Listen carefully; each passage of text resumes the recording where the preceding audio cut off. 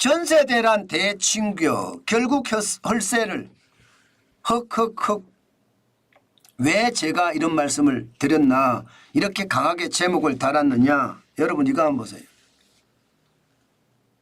주택도시보전공사 휴거입니다. 연간 손익 추이가 이제 발표가 됐습니다. 2023년이 무려 3조 8,598억 원의 적자였습니다.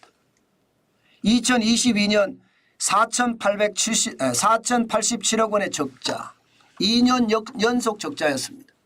사실 그동안 말입니다. 주택도시보전공사는 굉장히 좋은 공기업이 1등 공기업이었어요. 2018년만 하더라도 5,128억 원의 흑자, 2019년에도 흑자, 2020년 흑자, 2021년에도 3,620억 원의 흑자였습니다. 그러던 주택도시보전공사가 2022년 4,087억 원의 적자, 2023년 3조 8,593억 원의 적자. 그러면 어떻게 될까요?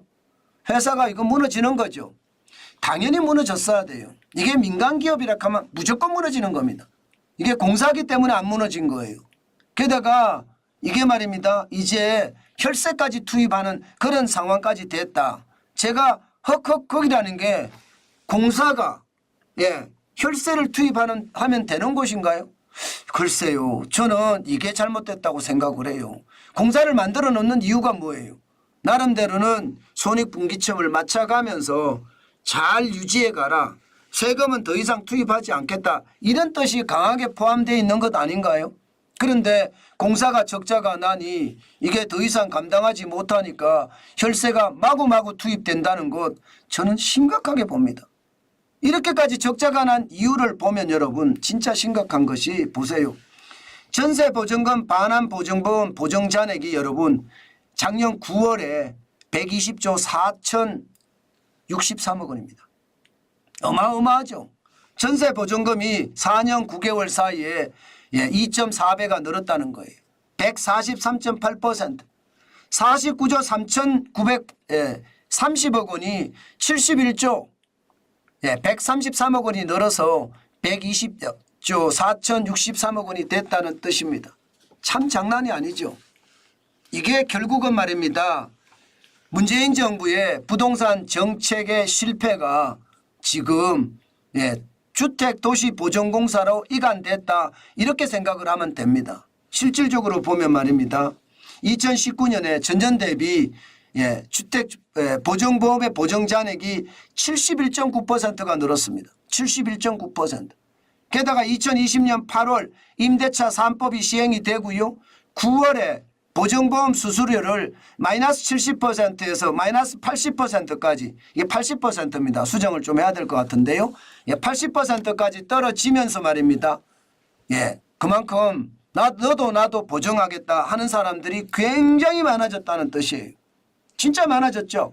49조 3,930억 원이 120조 지금 4,063억 원이 됐으니까 이게 12월까지 하면 얼마나 될까요? 엄청나죠. 이게 이럴 수밖에 없는 게 말입니다. 여러분도 알다시피 2020년에 임대차법이 통과가 되면서 전세 가격이 폭등했어요. 전세 가격이 진짜 폭등했어요. 왜? 그동안은 2년씩 계속 전세 계약을 해왔는데 어느 날 갑자기 법을 바꾸어서 4년 동안 하래요. 그리고 2년째는 무조건 5%만 올리래요. 그러면 집주인들 입장에서 시장경제를 하는 집주인들 입장에서는 내가 4년 동안 전세금을 못 올린다고? 그러면 한꺼번에 올려야지. 이렇게 됐던 겁니다. 그게 결국은 전세값의 폭등이 왔고요. 전세값의 폭등이 오니까 전세 들어가는 사람들 입장에서는 보증금을 떼일까 봐 보증보험을 넣는 겁니다. 전세금이 많아지니까.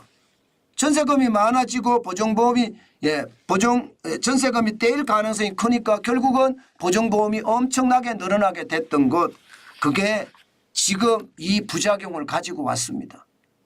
사실 말입니다. 윤석열 정부가 민심이 떠났다 이런 말을 하는 게 바로 이런 거예요. 바로 이런 거예요. 임대차법 개선하려고 노력하는 거 여러분 보셨습니까? 공룡 야당이니까 예, 저들이 안 바뀌면 우리가 할 수가 없다. 다가오는 국회의원 선거에서 다수당이 돼서 내가 법을 바꿔서 하겠다. 이런 안일한 생각이 지금 국민들의 어떤 마음을 상하게 했다 이런 생각이에요. 저는 임대차 3법 이게 빨리 폐기시켰어야 되고요. 민주당과 타협을 했었어야 돼요.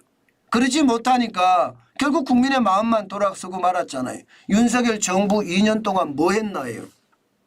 5년 동안 문재인 정부가 망쳐놓은 경제를 윤석열 정부 2년 동안 개혁을 하고 개선을 했었어야 되는데 도대체 개혁하고 개선한 게 뭐냐?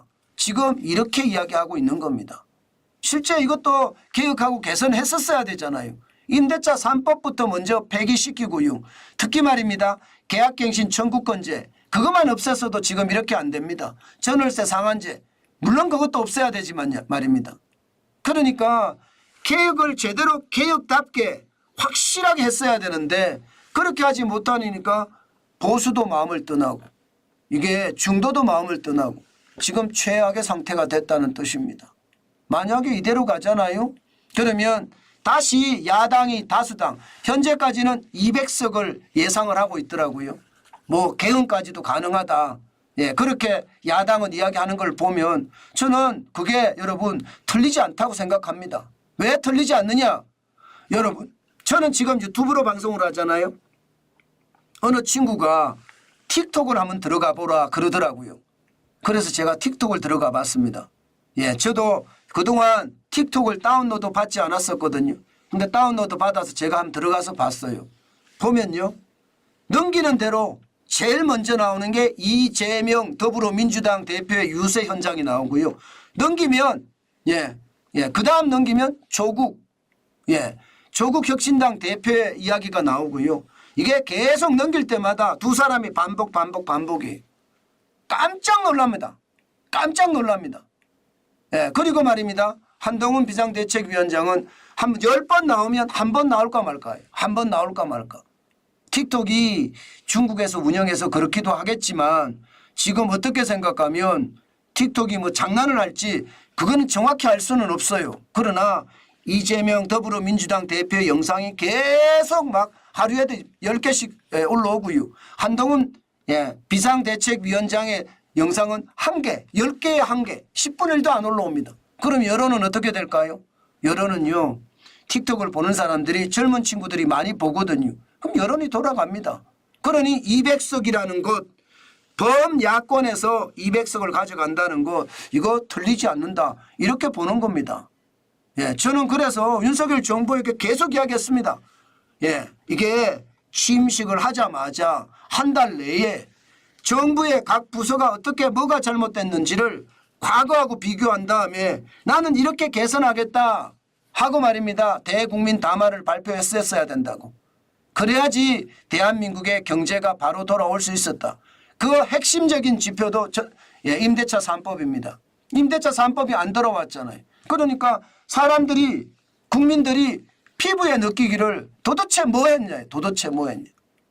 지금 자유민주주의와 시장경제가 또 한 번 저는 위기에 봉착했다고 봅니다. 그만큼 최악의 상황 저는 맞아진다고 생각을 합니다. 그 정도로 지금 어떤 제도 개선이나 법안의 어떤 이게 규제 개선이나 이런 게 전혀 없었으니까 문제가 심각해졌다 이렇게 보는 겁니다. 게다가 말입니다.